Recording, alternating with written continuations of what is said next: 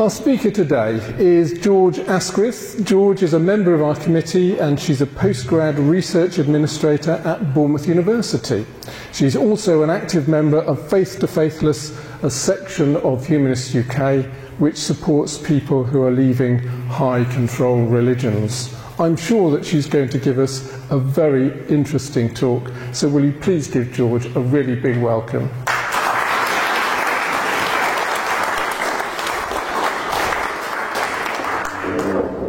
Thank you. First of all, I'm very glad that this is not a congregation of Jehovah's Witnesses, because if it was, I couldn't stand here and do this. If you were a congregation of Jehovah's Witnesses, I couldn't stand in front of you because Paul suffers not a woman to teach. I would have to create a little play with another woman, and we would have to talk to each other, practicing my preaching skills, whilst you were kind of taught along the way. And this is a very good example of how Jehovah's Witnesses are excellent at following the letter of the law rather than the spirit of the law. But this is going to be a whistle-stop talk on a couple of different topics. We're going to talk about apostasy, we're going to talk about high control religions, we're going to talk about Jehovah's Witnesses because that is my high control religion, that is the one that I know about, and then we're going to talk about Faith to Faithless, who support people who've left high control religions. I am happy to answer questions, but please leave them to the end, because I have ADHD, and if you interrupt me and I lose my place, we will be here all day. So I'm going to begin by defining a few items. What is an apostate? According to the Cambridge Dictionary, it is someone who has given up their religion or left a political party. It's very simple. But for those of us who have left, this one from Wikipedia, apostasy is generally not a self-definition.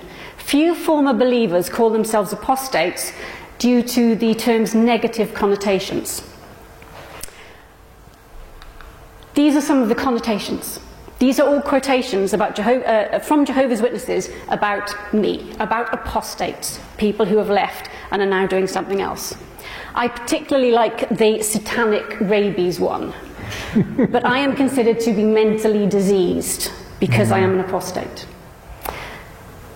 Leaving a high control religion, whether you choose to leave or whether you are excommunicated, can bring shame and dishonour to a family.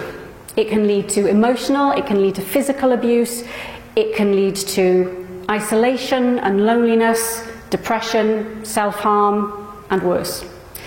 Simon Cotty wrote a book, The Apostates, When Muslims Leave Islam, and he says, in the Western context, the biggest risk ex-Muslims face is not the baying mob, but the loneliness and isolation of ostracism from loved ones.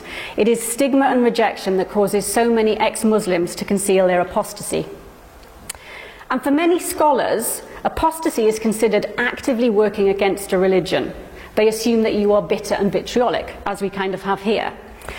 This means that in academia, often our voices as people who have left high control religions were ignored and diminished.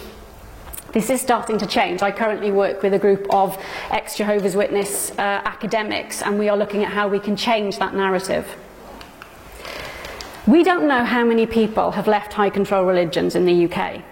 But the Family Survival Trust, who support people who've left high-control secular and religious groups, estimate that there are about 1,500 high-control groups in the UK today. They created this report last year, interviewing people from 36 groups. It's available on their website. I highly recommend you read it, because it does talk about a lot of the issues that I'm discussing in the difficulties that apostates face as they go on with their lives. So in the UK today, we have these groups who can support people who've left high control religions.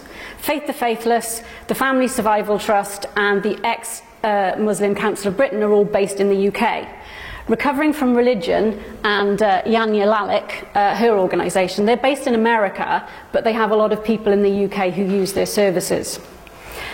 We can safely say we are talking about thousands of people. I run an ex-JW meetup group, and we currently have 1,200 members, and that's just one group. There are also informal groups on Facebook and on other social media. But what is a high control religion? And I'm using this rather than cult, because for cult, people have different images in their head. High control religion, I think, is a lot more specific. These are faiths that demand obedience. They discourage questioning, and they teach that only people within the group can be trusted. One way of looking at this is through Steve Hassan's BITE model. I'm sure you all know that all models are wrong, but some models are useful, and this very much falls into the useful model. BITE, as you can see, stands for behaviour, information, thought and emotion. So Steve Hassan, when he was a student, was recruited by the Unification Church, who were known as the Moonies. And within 2 years, he'd become very active, he'd moved up the ranks. But he was then in a car accident, and he had to move back in with his parents, who took the opportunity to get him deprogrammed. He then went on to work at deprogramming others. I'll read this through so you can see what they all mean. So behaviour, you've got control of physical environment, rigid rules, rewards and punishments, dependence and obedience. Information control, deception, propaganda, discouraging access to outside sources of information, and an insider-outsider doctrine. Thought, all or nothing, good or evil, us versus them, these very binary dogmas. Encouraging only good and proper thoughts, thought-stopping techniques, and also loaded language, which I will talk about later. And emotional, feeling chosen or special, guilt manipulation, emotion blocking techniques, phobia indoctrination, and love bombing. If a religious group scores highly on this, we can say that they are a high control religion. Imagine growing up in a tightly knit community, where everybody inside your community is someone you trust and you know, and everyone outside is scary and dangerous. You don't have much education, because when you leave school, you're going to work with one of your community members, so you don't need it. And then having that ripped away from you. So you've lost your family, you've lost your home, you've lost your job, you've lost your friends. You don't know how the benefit system works, or how to get housing, and you don't have anyone to ask. And that's what we find many apostates deal with when they leave their high control religions. So now on to Jehovah's Witnesses specifically, because as I said, that is the one that I know about. There are about 140,000 witnesses in the UK today, and 8,700,000 across the world. That figure is according to the Jehovah's Witnesses. We don't know outside of that. Where did they come from? Well, back in the 19th century, we had William Miller, who was an American Baptist preacher. He used a prophecy in Daniel to say that the end of the world would come before October 22nd, 1844. And he convinced quite a lot of people about this. Unfortunately, Jesus did not return, the world did not end, October 22nd, 1844. And his movement split into different groups, where we now have Seventh-day Adventists and ultimately Jehovah's Witnesses.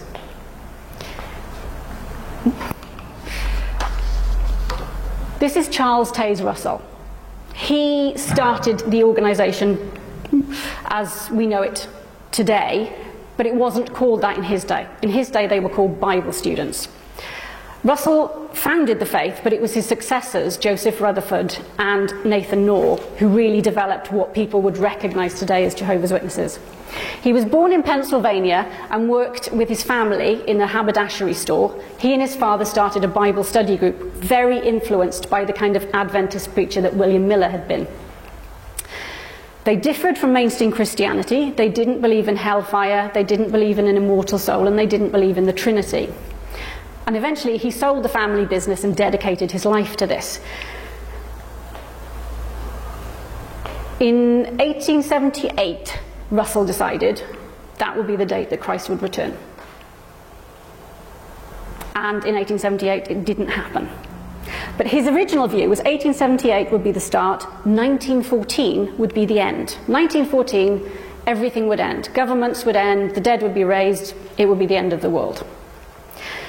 In 1879, he started the Watchtower and Herald of Presence, which now is the Watchtower. He took his dates partly from the Bible, but also partly from the Great Pyramid of Giza, using inches, because obviously that is how God works, using inches to create these dates. They decided that the end of the world would be 1914. In fact, Russell's burial, he had a pyramid-shaped gravestone. That's how important the pyramid was to him. He called it God's Stone Witness. He founded the Watchtower and Bible Tract Society. He became president, and they established their headquarters at Brooklyn, New York. Now, as I said, at this point they were Bible students, and he was known as Pastor Russell. And over the next 40 years, he reached millions across the world. He had his sermons printed in newspapers, he printed magazines and books, and he created this. This is the photodrama of creation, and it was genuinely innovative. It was the first film to use synchronized sound. They used a phonograph alongside moving film and stills. Millions of people saw this because it was so incredible. Obviously, this got him so much publicity. They soon founded a branch of the Bible Students in London, followed by Canada, Germany, Switzerland, Australia. And at the time, his religion was one of independent congregations who would elect their own elders, and they would study the Bible independently, but they would use his books to do it. Now, luckily for Russell, something happened in 1914. It was not the end of the world. Governments did not end, the dead did not rise. But, unprecedentedly, a world war was enough for many people to think he was onto something. Russell died in 1916, and Joseph Rutherford was elected the new president. His election, oh, I keep doing that, I'm sorry, being left-handed. His election caused a lot of problems, and it caused schisms, and many people left. So when Russell died, there were about 50,000 Bible students. 1931, when Russell changed the name to Jehovah's Witnesses, about 3/4 of those had left. And one of the reasons he changed the name is because there were now several groups calling themselves Bible students, and there are still today Bible students who follow Russell's original teaching. There aren't many of them, but they are still here. So he took the name Jehovah's Witnesses from Isaiah 43:10, "You are my witnesses, saith the Lord." And I was very proud to consider myself a witness of Jehovah. Rutherford founded the Golden Age, which became the Awake, if anyone remembers that, and increasingly promoted these magazines door to door. And during the 1920s, members were told to count their time so that they could keep track of how many hours were being spent preaching. Cedar Point, there was this convention where Russell encouraged everyone to advertise the king and his kingdom in fulfillment of Matthew 24:14, which says, "And this good news of the kingdom will be preached in all the inhabited earth for a witness to all the nations, and then the end will come." Almost 100 years later, in 2022, Jehovah's Witnesses spent 1.5 billion hours preaching. As of last week, and I don't know if you know this, you do know, they were told they don't have to count their time anymore. This is jaw-dropping for those of us in the X community. Like, we have spent our entire life counting. The only thing that we think has happened is nobody likes preaching. It's horrible. It really is. During COVID, when they could get away with just writing letters, it was quite easy. But now they have to go back door to door. I'm assuming the numbers have tanked, and they're just not getting in the hours. So they've now decided, for the first time, not to count their hours. Russell also introduced a training element to the study meetings of witnesses to support their evangelizing, and he began broadcasting on radio stations. So again, he was reaching millions of people. He began preaching, "Millions now living will never die," taking Russell's pivotal 1914 date and saying that people who saw 1914 would also see Armageddon. That's how I grew up. He further moved them away from mainstream Christianity in two ways. In Jehovah's Witness literature, you will never see Christ on a cross. The cross is considered a pagan symbol. Christ is always on a stake or a pole, using the Greek literal translation of stauros, pole. He also stopped Christmas and birthdays. This is actually a picture from the Witness headquarters in 1920 before he brought that in, and you can see we've got tinsel and we've got gifts on the table where they were celebrating Christmas.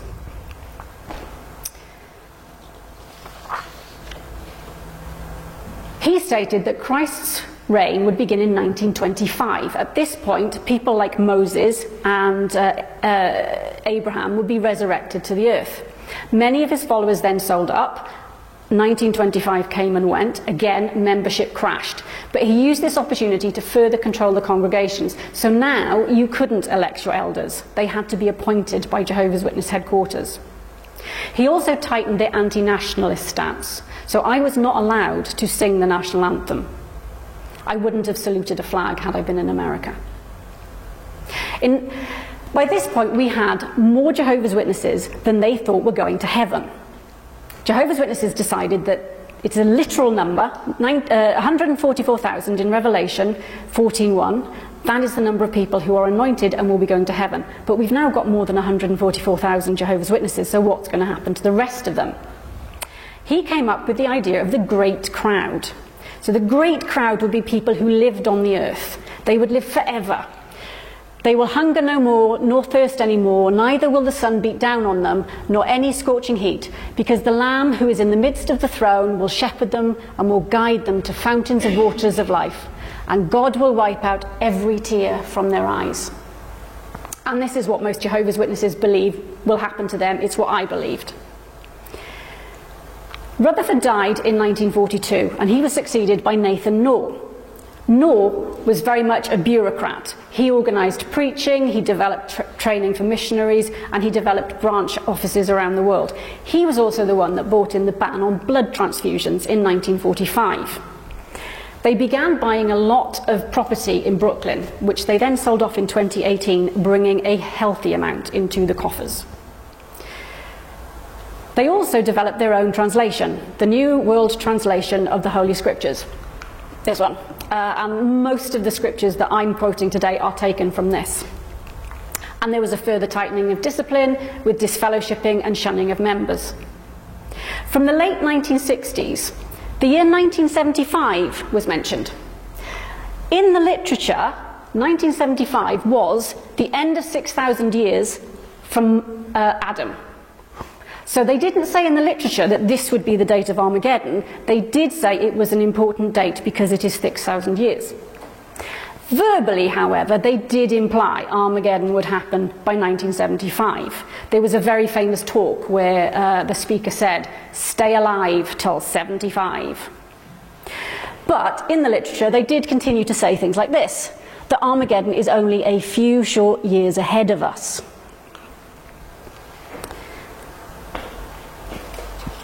Families were encouraged to sell up again. Youngsters were encouraged to not stay on in school, because why would you learn a career if Armageddon is about to happen at any minute?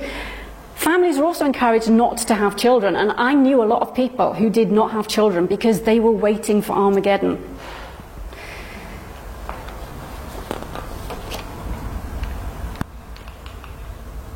Just before Knorr died, the role of president was replaced by the governing body, and that's what we have today. The governing body are currently 9 men who control all doctrine and everything to do with the witnesses. The photo at the top is one of the most recent, but it is not the most recent.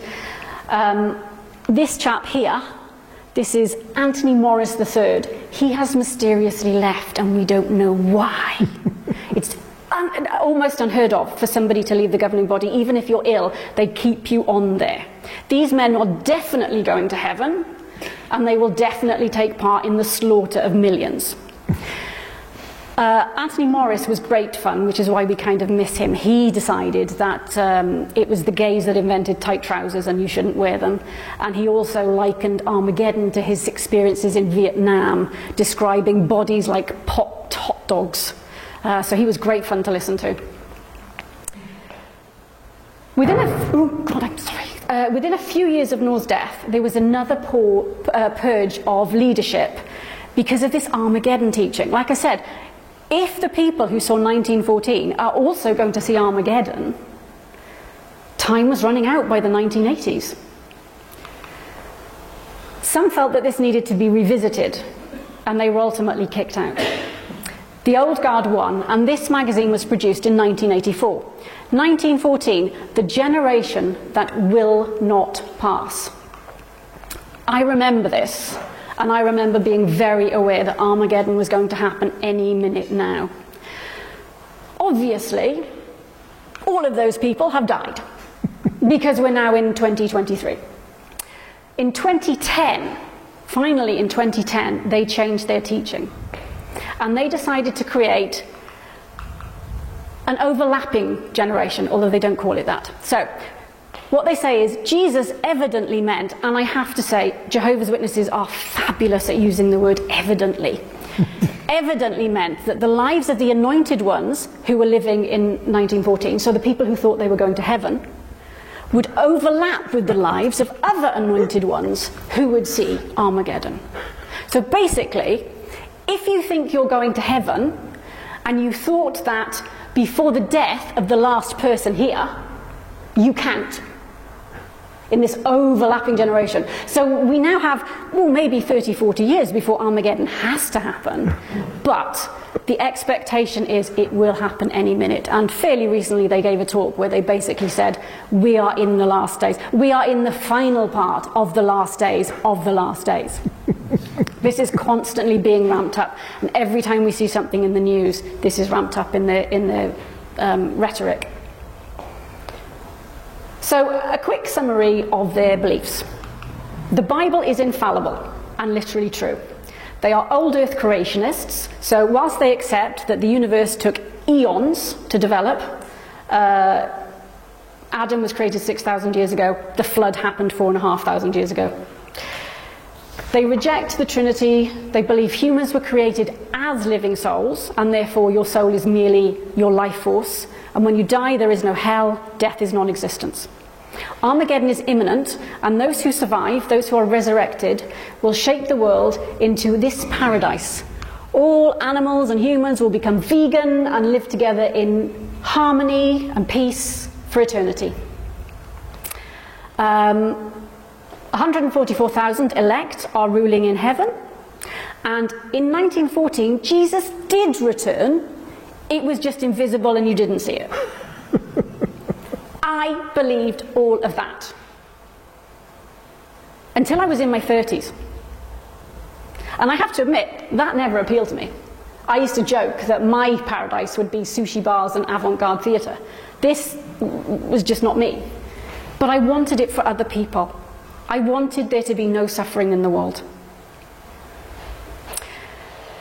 I want to stress that the experience of being a Jehovah's Witness is lived experience, and it is different for everyone. One thing that the organisation is very good at is saying two things at once, so that you can pick the one that suits you at any particular time. So on the one hand, your behaviour is up to you. It is your conscience, and it is between you and God. On the other hand, if the elders think you're doing something wrong, they will absolutely judge you. You will be sanctioned, and if your behaviour causes somebody else to sin, God will find you blood guilty, and you will be punished by him. So that means, if you're quite a liberal Jehovah's Witness, you can live the life you want. But if you feel you're quite a strict one, you might be stuck not being able to do anything. I can only talk about my experience. We're going to come back to the bite model here in a bit more detail, starting with behaviour. So, I had to restrict what I wore, what I watched, what I read, what I said, what I listened to, everything. A typical week when I was growing up, and I say when I was growing up because it has changed a little now, would be this. Monday morning, day's text. This is a scripture and a short discussion of it, which you either sit and meditate on or you discuss it with your family. Monday evening, I would prepare for the Bible study, which would be on a Tuesday. So this means taking a chapter of a book, reading a paragraph, looking up all the scriptures and underlining it, ready to talk about. And I'm going to pass around these so you can have a look. So I've got one on this side and one on this side. You can, oh yes, I'll start. You can have a look. So you can look through and see, you know, kind of what I'm talking about. Where did I put that? No, right. Tuesday morning, day's text. Tuesday evening, study this in a house. There'd be about 15 people in someone's house, and it would be quite an informal discussion. Wednesday morning, day's text. Wednesday evening, prepare for the Thursday meeting, which was a 2-hour meeting. It would be partly Bible topics and partly practice for preaching. And this is where, if I was really lucky, I would get to do my little playlet with another woman in the congregation. Thursday morning, day's text. Thursday evening, the meeting, and you were expected to take part. Friday morning, day's text. Friday evening, preparing for field service, preaching. So I would have to learn a presentation, make sure I'd read the magazines or whatever literature we were doing. Saturday morning, day's text. Saturday, preaching. Saturday evening, preparing for the Watchtower, which would be on a Sunday, which we do in the same way that with the book.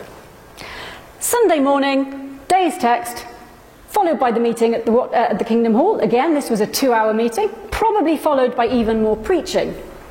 And Sunday evening, Bible study. A bit of extra study just to keep you topped up. You can imagine what a treadmill this is. Day in, day out. You don't even get Christmas off. Not only that, if you go on holiday, you're still expected to do this. And to check you've done it, you will go to the Kingdom Hall in the area that you're holidaying in and bring their love back. So if I went up to Sheffield, I could come back here and say, I bring you the love of the Sheffield humanists. And you would know that I'd been good and I'd gone to the meeting up there and kept up this routine. On top of this, we had 3 large meetings a year, assemblies and conventions. So these would be spring, summer and autumn, where we get to sit all day and listen to Bible instruction. For us living right down in the wilds of Wales and Pembrokeshire, we would have to go to Cardiff or to Bristol. And this picture, this is Bristol Assembly Hall. That at the back is a mirror reflecting the baptism pool. So the stage was covered over, and then Saturday lunchtime, the stage would be removed slightly, and we could watch the baptismal candidates have their full immersion. I was immersed, but not in that pool. If that all sounded boring, can you imagine what it was to live it? That complete indoctrination that never, ever ends. Now, things have changed a little. The Tuesday meeting has been scrapped. It's now incorporated into Thursday. And you don't have to read as much because they've got videos. On the other hand, the videos are edited. They have music. They're scripted. They are designed to appeal to the emotion. So they keep the indoctrination. That brings us on to information control. We were only supposed to read what the organisation produced. So any news stories, anything on television about Jehovah's Witnesses, we knew would be Satan-controlled media, and we couldn't believe it. Speaking to ex-members was banned. It would get you excommunicated. It would make you shunned as well. 2 ways that they control information. I showed you this picture earlier. Of Rutherford doing his advertise talk.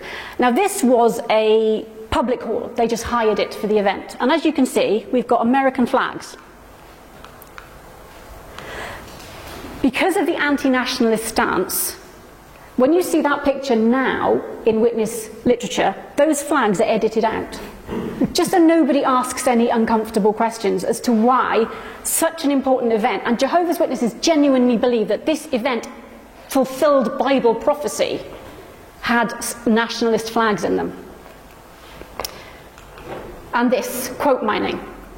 Jehovah's Witnesses are notorious for quote mining, and that means taking a quote out of context so that it means something, so that you don't realise what it actually means. So this one is taken from a book called Life, How Did It Get Here by Evolution or Creation? I'm sure you can guess which way the witnesses come down on this argument. They use Richard Dawkins. At this point, a reader may begin to understand Dawkins' comment in the preface to his book, and that book is The Selfish Gene. This book should be read almost as though it was science fiction. Dawkins actually says, this book should be read almost as if it was science fiction. It is designed to appeal to the imagination. But it is not science fiction, it is science. They don't put that bit in, giving entirely the wrong impression. Simon Singh actually got them to change something in one of their watchtowers because he was so annoyed at how they had misused his quotation.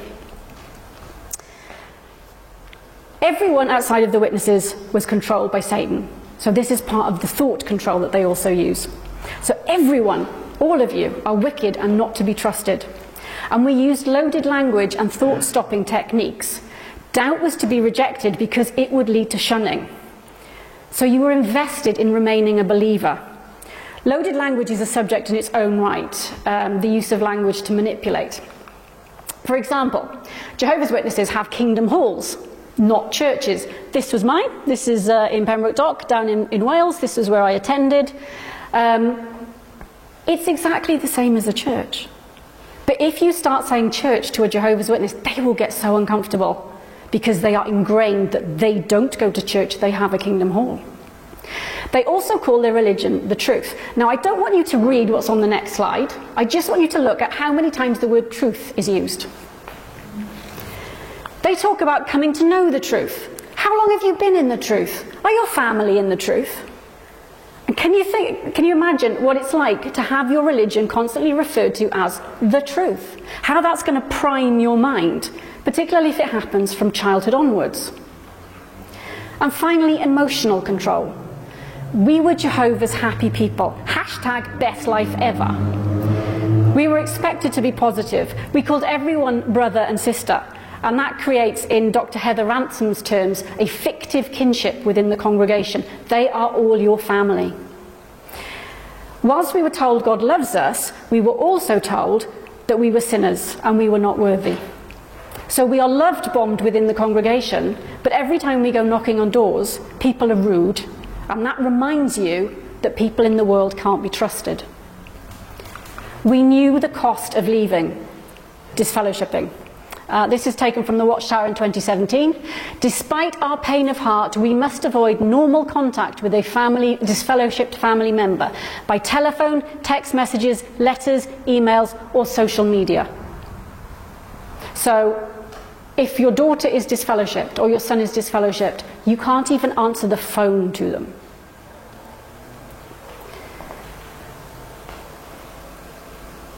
If you get disfellowshipped and you decide to come back to the witnesses, what you have to do is sit at the back of the Kingdom Hall and have everybody ignore you for up to 2 years before the elders decide you've probably shown enough repentance and they will let you back in. But disfellowshipping is only the most extreme of the many sanctions that you can experience. You could be counselled, you might be taken into the back room and spoken to by a couple of elders. You could be privately or publicly reproved. You could have your privileges removed. You could have a shepherding call where they come to your house. Or you could be marked.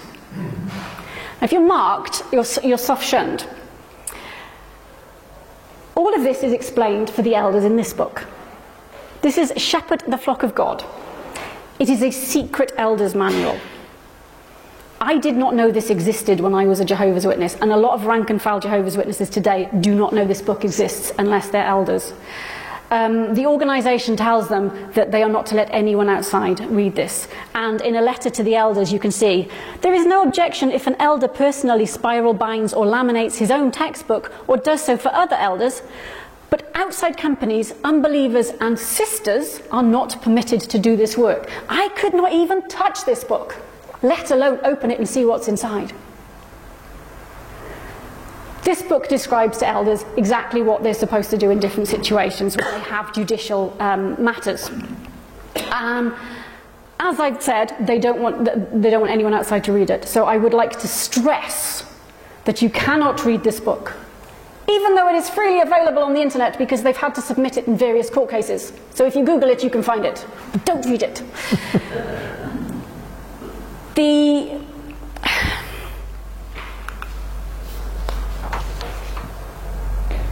The thing with some of the judicial issues is, and there's been a lot of controversy about this, you will be sat in front of 3 elders and they will quiz you on whatever wrongdoing you have done.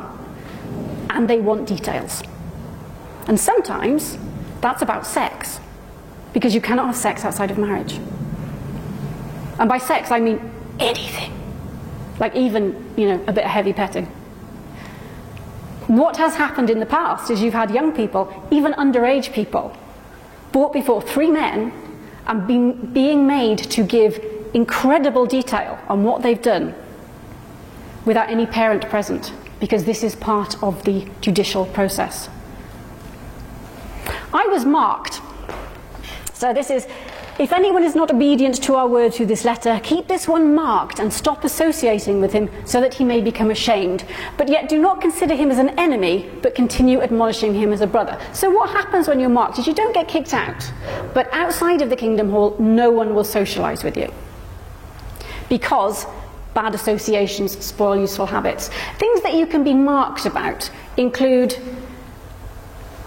dating someone who isn't a Jehovah's Witness. That's what I did. Being critical of the congregation. Indulging in improper entertainment, and that could be anything from reading Harry Potter to watching a horror movie.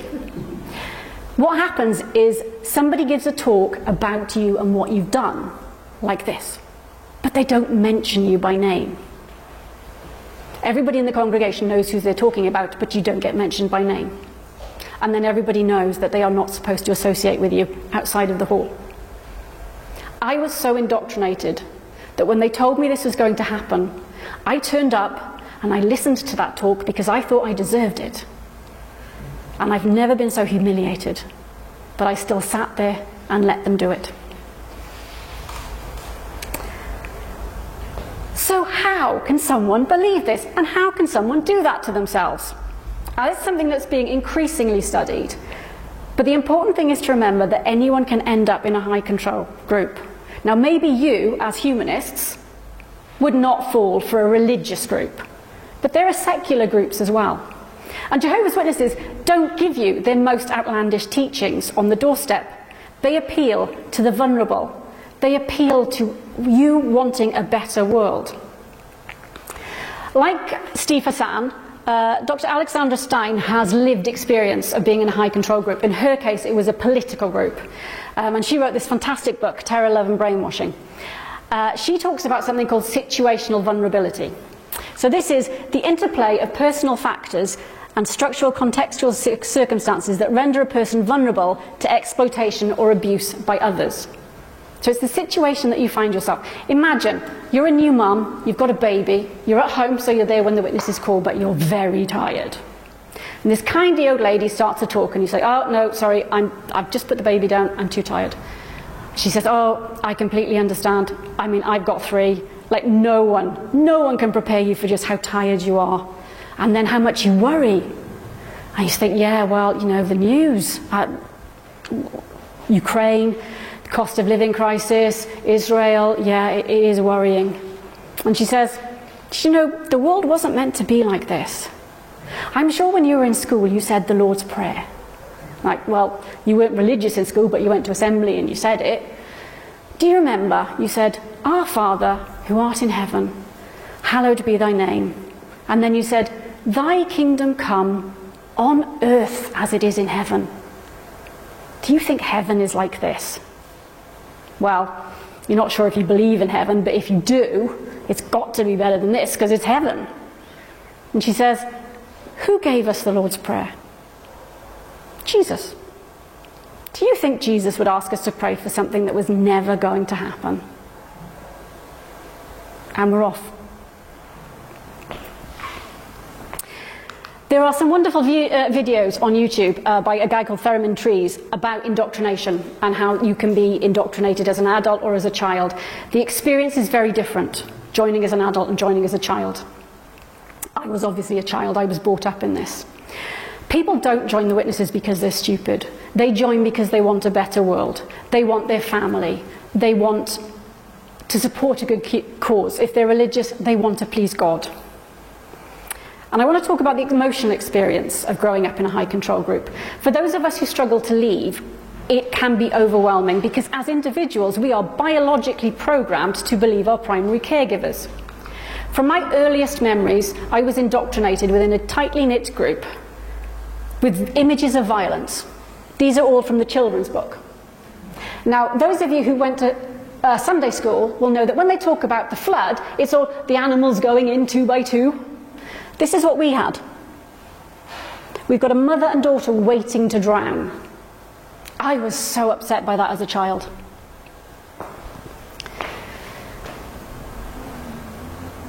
I grew up waiting to be arrested and tortured.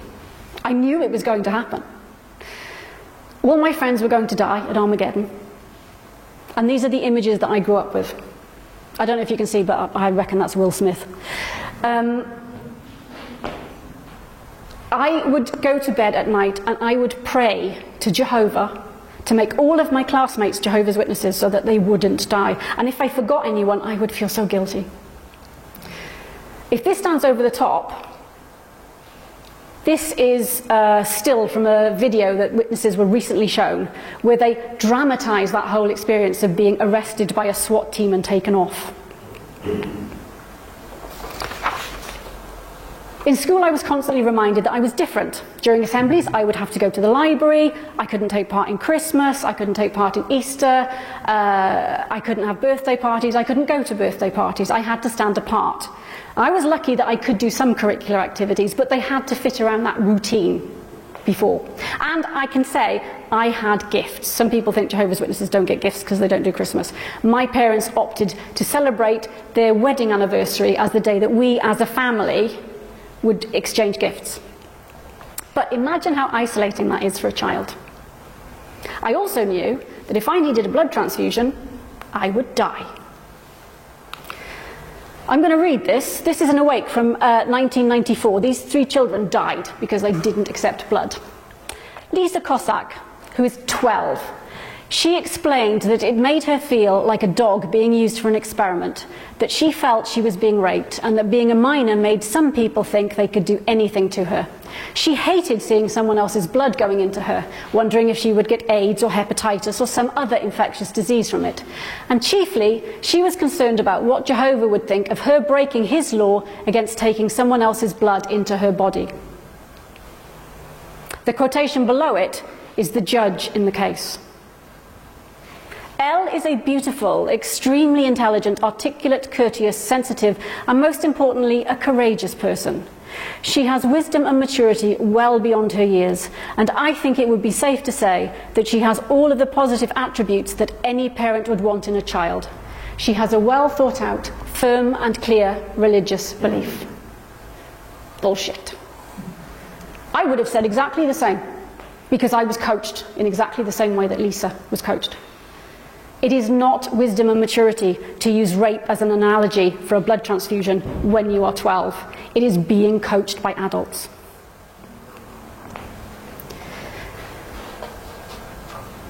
I was baptised at 15, left school at 16 and began to preach. I was spending 40 hours a month going door to door. Being a witness is very gendered.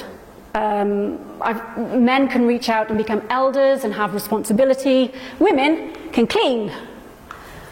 And we can be free labour on witness projects, but we have to be under a man. You can't have women in any kind of managerial role within the witnesses. That does not happen. And preaching is hard and horrible work. It reinforces all the time that you are not of this world. So with all of that indoctrination, how do people get out? And it's hard. If you've ever had a conversation with a highly indoctrinated person, you will know how hard it is, because they cannot hear you. For many people, the only thing that will get them out is something happens. Something happens that opens the door. It could be a tragedy in their lives. It could be just falling out with someone. For me, it was exhaustion. I was absolutely exhausted, having tried to be a good Jehovah's Witness for as long as I did. I was also trying to pretend I wasn't gay. It is a fundamentalist faith. They are very homophobic. And I'm not going to show you some of the homophobic things they said. I'm going to show you this instead, because I think this demonstrates the White model. So this is from just a few months ago in the Watchtower. Graham faced a challenging situation when he attended high school. The teacher asked the class how they would react if a friend confided in them about being a homosexual. Jehovah's Witnesses' preferred word. The teacher said that all in the class who would support a friend in pursuing such a lifestyle must stand on one side of the room, and those who would not on the other. Graham says the entire class stood on the side that supported that lifestyle except for me and another witness. What happened next was a real test of Graham's loyalty to Jehovah. For the rest of the hour-long class, he says, the other students and even the teacher taunted and insulted us. I did my best to defend my faith in a calm and reasonable way, but they didn't listen to a word I said. Now you can tell the witnesses because they have their ties done up properly and smart hair, unlike the other people. It's like that girl with the coloured hair. They're always the bad ones. I don't think that happened. I don't think a teacher would do that. But it tells you what they want the children to do. The children to do. They want the children to be isolated. And can you imagine, if you are Graham, the sunk cost fallacy? Like, you've put so much into this, you don't want to give it up. They will allow you to be gay as long as you don't do gay. Without consciously realising, I'd lost my faith. I hadn't given myself the time previously to think about what I actually believed, and when I did have the time, when I stopped attending the meetings and doing all of that study, I realised I did not believe the Bible. I've been increasingly uncomfortable preaching because I didn't really believe some of the things I was saying. But I'm lucky, I've not been disfellowshipped. I moved away from my congregation, so my family will still talk to me, and I'm lucky, it's why I can do what I do. And since leaving, I have met people from many different religious backgrounds. Ex-Muslims, ex-Mormons, ex-Jews, ex-Hindus, ex-Children of God, ex-Plymouth Brethren, many more. I've also met people who come from secular high control groups. And back in 2018, I became involved in Faith to Faithless. Faith to Faithless was set up in 2015 by two ex-Muslims. They began using social media to reach out to others, and along the way they kept bumping into ex-Jehovah's Witnesses who had very similar stories. And they expanded, and then in 2017 they became part of Humanists UK. I became involved in sort of 2018 or so. Currently we have a team of 3 running Faith to Faithless: Donna, Yehudis and Terry. This is Terry. She is an ex-Jehovah's Witness. I work most closely with her because she develops the services for apostates. And just as a side point, does anybody recognise this person? Yeah, this is Deborah Frances-White. She is a comedian. She did a series on Radio 4, and if you Google Deborah Frances-White rolls the dice, she talks about being a witness, and it's very funny. I highly recommend it. Where was I? Yes. We stage all sorts of events. We do panel talks, we do lectures. Many of them are on YouTube, so you can find them. Our next talk will be in November, when Alam Shaha, who is an ex-Muslim and humanist science communicator, will be talking about science and the origins of life. The idea behind these talks is to give us, as apostates, the education we never had in school about things like evolution.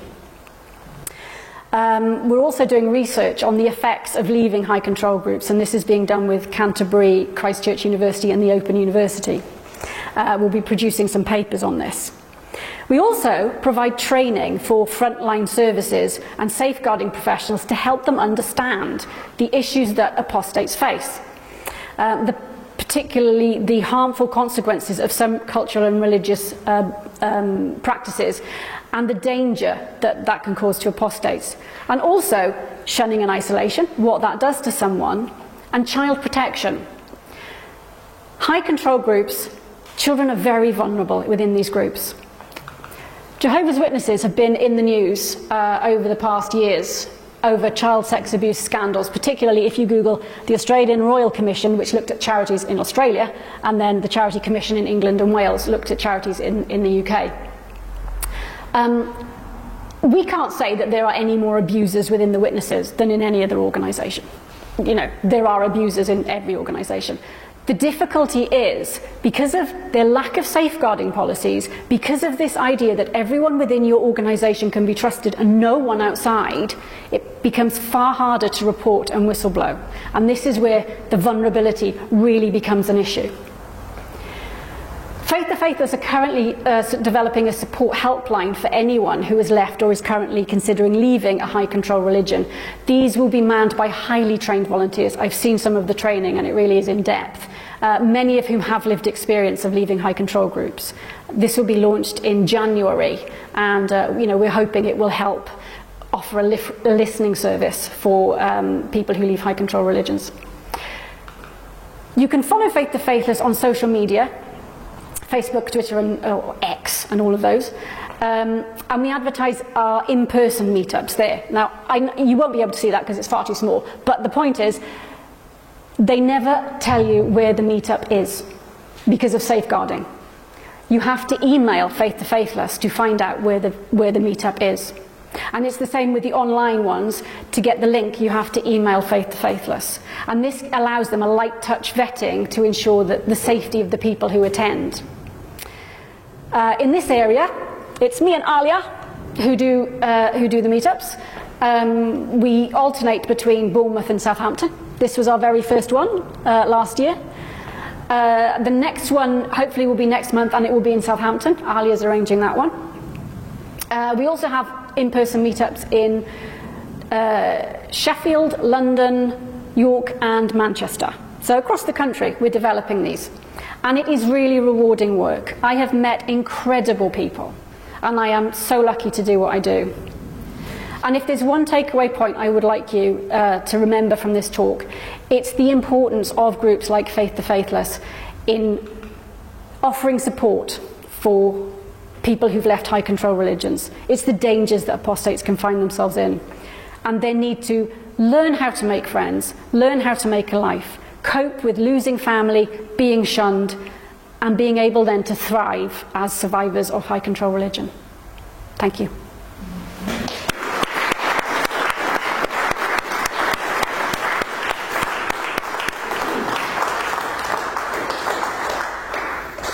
Thank you so much, George. That was very moving and very powerful. So we have some time for questions. If anyone has any questions that are beginning to form in their minds. Right, okay, 2 hands have gone up, but I'll go to Kathy first.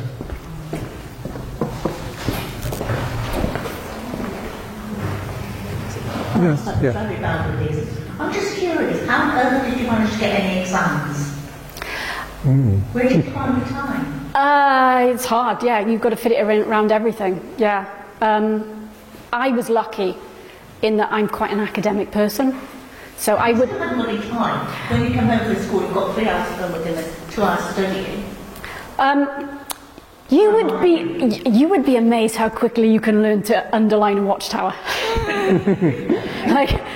Also because, and I will say this, it's the same information over and over and over again. So you know what they're asking. You know, so you can get through it more and more quickly. So there were times when it was just like, okay, tick a box, tick a box, tick a box. Yeah, I didn't have a life. Can I just make a little comment as well? I think a lot of you know I was a primary school teacher, and I had 2 or 3 children in my class who were Jehovah's Witnesses. They painted beautiful green Father Christmases. Okay, let's get to Aaron. I'm just going to tell a little anecdote as I'm going to Aaron. An ex-member of Dorset Humanists, actually, he didn't leave because he was fed up with us. He phoned me some time ago and he said, David, I've got this huge box of books about the Jehovah's Witnesses. Do you know anyone who might want them? And I thought, well, I'm not sure. Maybe George would want a load of books on the Jehovah's Witnesses. So I contacted George and he said, oh, yes, please. George, do you want to quickly say why you wanted this big box of books on Jehovah's Witnesses? Because, well, what tends to happen on the website where all the literature is available is they edit it. So like I said, that Simon Singh quotation, if you look on the website, that's not there. But if you look in the original Watchtower, of course, it's still there. And things like I remember seeing in the literature that there would be things like, it would end before the year 2000. Again, that's been edited, so it's like, it will end soon. So having the physical books means you've got something that they cannot edit. Thank you, George, that's very good. Just a bit of backstory, I did Jehovah's Witnessing for about a year, maybe less. this lovely old lady, Ollie Madden, came and knocked on the door, and my mum was a single mum with 2 kids. Anyway, Situational vulnerability. definitely. You'd be studying for about a year, and my mum would have to get remarried to my dad, who was now living back with us, in order to be baptised. Yeah. He couldn't do that. It all fell apart, and they moved on.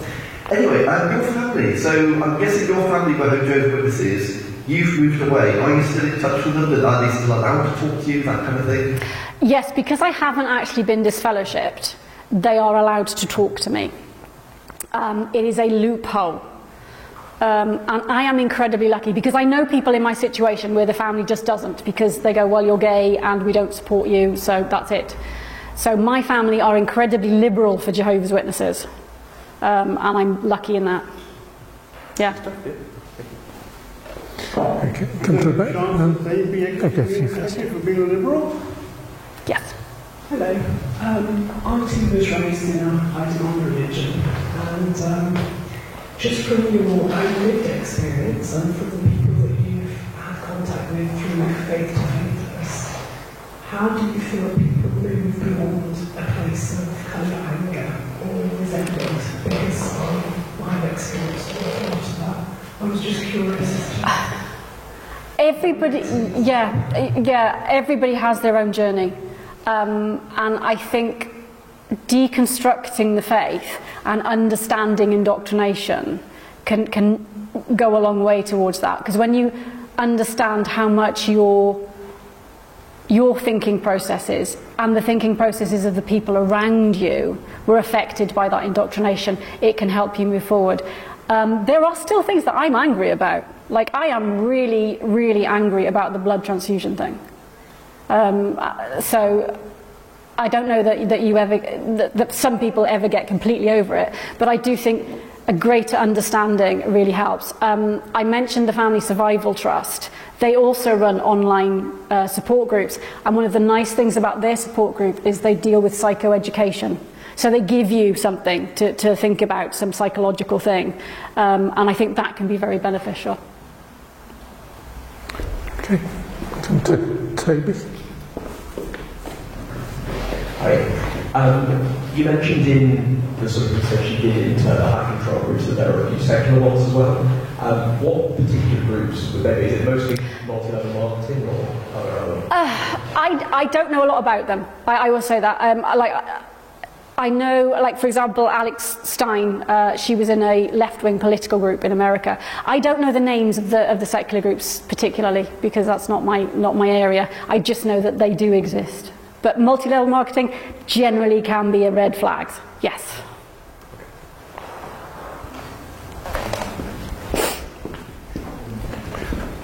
Okay, Barry. Yep. Hi, George. Thanks for that great talk. What advice do you have for the rest of us who might be on the other side of the door when a Jehovah's Witness knocks, or in fact meet up inadvertently with somebody from a high control religion who starts engaging you? Like most people, my first instinct is to be rudely dismissive, but that's not constructive. Do you have any advice? Yeah. Don't be rude. I mean, I absolutely appreciate the desire to be rude, but what you're in effect doing is pushing them further back in. You're telling them, yeah, the world is scary, people are horrible, you don't want to be part of it. There's not often a lot of point in going into an extended debate on a religious point, because they are completely indoctrinated. So I usually ask them a question that will just allow them to think and say, I'm really sorry, I don't have an awful lot of time at the moment, and leave them to it. So, for example, the flood. They believe that the flood was 4,500 years ago and it was worldwide. So one of my questions is, because they also say that Noah was a preacher of righteousness. So Noah preached before the flood happened, giving everybody the chance to come into the ark. So I would just say, well, we know that there were people living in the Orkney Islands, and in Pembrokeshire, where I'm from, and in India, and in South America. How did Noah reach those people, or did God just kill them? that's the thing that's always worried me. But I really don't have the time to talk to you now. I wish you well, and maybe next time. So you've just given them something where they have to go, oh, yeah, it might have no effect, but you've not reinforced that, oh, the world is a terrible place. My instinct was always to invite them in. I think my parents were always a bit worried about it. So, okay. Yeah, I thought it was a very powerful talk. It really took us into that world. I was interested that you talked about Armageddon several times, but kind of assuming that we all know about Armageddon. So I kind of looked it up quickly on my phone, and it's kind of final battle between good and evil, Jesus on one side, and I don't know who's the general on the other side, but basically all a lot of people are going to get killed. I remember growing up, there were these cartoons from time to time about people parading with placards saying the end of the world is nigh. What do you think psychologically attracts so many people, the Muslim belief is rather similar, fundamentalist Muslim, to the Armageddon that the Jehovah's Witnesses is talking about? Why on earth should people be attracted to such a kind of gloomy idea, do you think? Because of what comes after. What comes after is paradise. So this world, you just need to look at the news. It's not necessarily a world that's safe for everyone. There are people suffering, there are children dying. What Armageddon offers is an end to that. God will stop it. God has to kill billions of people to do it. Bit of a shame, but after that, we've then got paradise. And everyone will be happy. That's what the attraction is.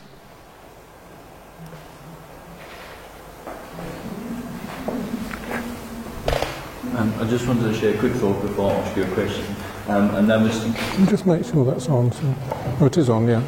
Yeah, and that was just to say about that, if someone comes to your door, because I'm an ex-Jehovah's Witness as well, and I find it's the more you say, the less impact it has. So it's just, once again, ask a very simple, probing question, but I like to ask the question, well, do you really have to believe this? I say, what if you didn't believe this? What's the possibility of not believing what you believe? Just leave it at that, because that's, basically cuts down to the core of it. But the question I want to ask is, from your experience with Faith to Faithless, what has COVID done to people in faith? Has it made them more likely to believe, or actually done the opposite? Talking about the witnesses... Or in general? I can't talk about in general, because I don't know what the figures are for Faith to Faithless, like whether they've had a thing or whatever. But from the ex-witness community, certainly, COVID allowed a lot of people to leave. Because what happened is, you stopped going to the meetings. You couldn't go to the meetings. Everything went online, so you're expected to do the Zoom and listen in and continue with all your preparation, but you didn't have to go. And you could sit there in your pyjamas if you wanted. You'd have to pretend you've got a shirt and tie on, or keep your camera off, but this allowed people space, and loads of people have left. The ex-Jehovah's Witness Reddit has just mushroomed over the past 2 years. Because so many people have left.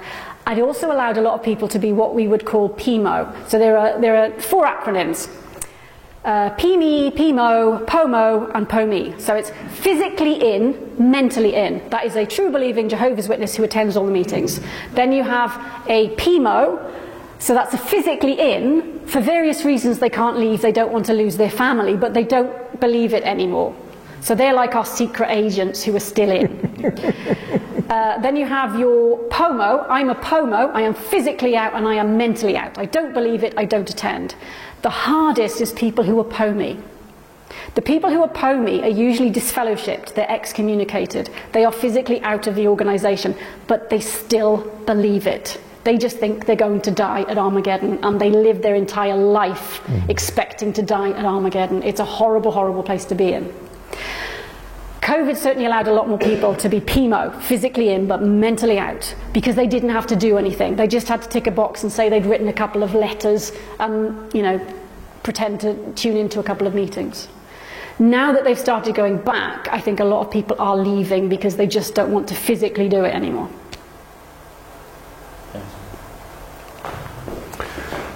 Do we have any more, Roger?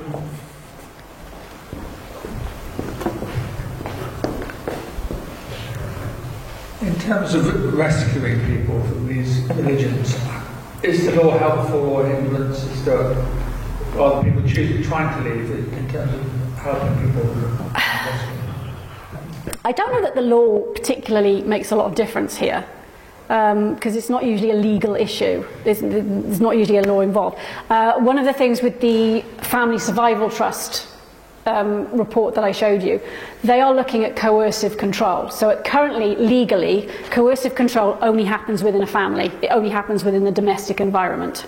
And the Family Survival Trust want to expand that so coercive control is recognised as happening within a wider group, within a congregation, within an organisation. That will be useful. That will be useful because people can look at their experiences and say, yeah, I've been coercively controlled. But currently, I don't think that the law makes an awful lot of difference. Is that also with children? Oh, with children? Well, I mean, one of the good things about the law now, for example, with blood transfusions, is the law will immediately step in. Like if a parent says, I don't want my child to have a blood transfusion, the law is there, bang, sorry, they're getting one. So for things like that and safeguarding, yes. Unfortunately, the charity commissions that I mentioned really don't have any legal powers. So they can't actually do anything apart from complain about the witnesses. In Australia, they are threatening to, I don't know whether they've actually gone through with this, but they were going to fine the witnesses because of their lack of safeguarding. And in Norway, the witnesses have lost their official recognition as a religion because of their shunning of potentially underage children. So for example, if you got baptised at 12 and then at 15 you thought this is not for me and you were disfellowshipped, you would be shunned. Your parents might still treat you normally because you'd still be at home as a minor, but everybody else would shun. Some parents would not even do that. Maybe at 16 they would kick you out. And so in Norway, they've decided this goes against human rights, and they've removed their recognition. They still exist as a religion, they just don't have any of the tax benefits that being an official religion has. But we don't have that in the UK. In fact, we don't even have mandatory reporting in the UK. Thank you. Aaron, did you want another go? Thanks. I'm just wondering about the tick boxes and the elders. Do they keep like a chart of how much you've done, how often you've done it, who you've done, and if you haven't ticked enough boxes and done enough hours, does somebody phone you up and say, this, that, and the other? Yes, is the answer to that. However, like I said, that has all changed as of last week. So basically, to be an elder, is it 10 hours you're expected to do? Or the country average? Yeah, so you're expected to be at least average, so that's about 10 hours or whatever. So if you start dropping under that, you're considered maybe you shouldn't be an elder. So if you want to reach out as a man, you have to be putting in a certain amount. If you don't put in a report for 6 months, you are considered, what's the word? Inactive. Yes, that's it, inactive. And yes, you might well get somebody calling on you and encouraging you to carry on. What we used to do is we would have a piece of paper and we would write all our hours, how many hours we'd done, how many magazines we placed, how many books we placed, how many return visits where you went back to someone, how many Bible studies we did. And we would have to, all of this information would be given to our elders, and it would also go off to headquarters so they could collate it around the world. So you would be checked up on it. Any more? Yeah. Hi there, I'm Ben. Hi Ben. I know you're from Bedford, so it's good to hear you talk. I just wondered, given that you have that connection with your family, but you're quite public at the moment, and you showed a picture of yourself online. Are you not? If the people back home were to find out, could they not just fellowship you or shun you? Yes, but my name's not George. Okay. So if anybody Googles my name, that's not going to come up. but that they could see your picture. Yeah.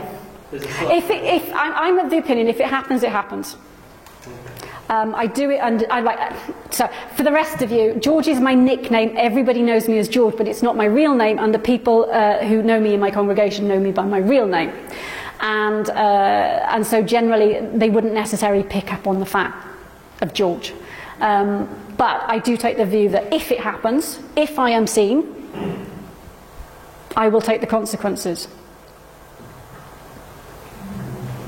Thank you. Thank you.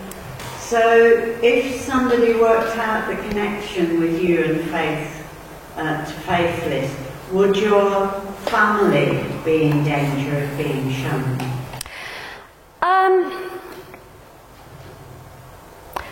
Not for that, because that would be on me. What would happen to them, probably, is they would be under a lot of pressure to keep any communication with me to a minimum. That would be where their lives would become difficult. So my parents, they're both in their 80s and elderly. I'm pretty confident that they wouldn't do that because health-wise they need us kids. So we've got that. My brother is one of these very liberal Jehovah's Witnesses. I honestly don't know how he would react if I was actually disfellowshipped, but I don't think he would shun me completely. I don't think he would. And my sister is not a witness anymore anyway, so.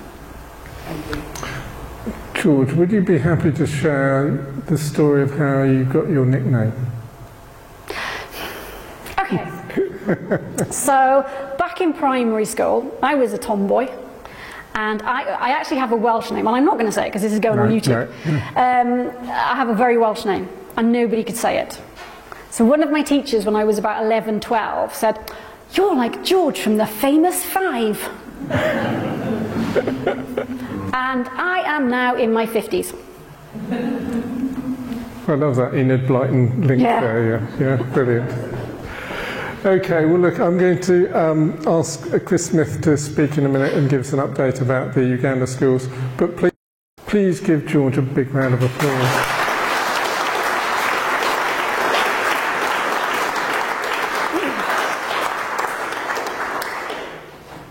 Going to hand over to Chris for just a few minutes to give us an update. Thanks, Chris.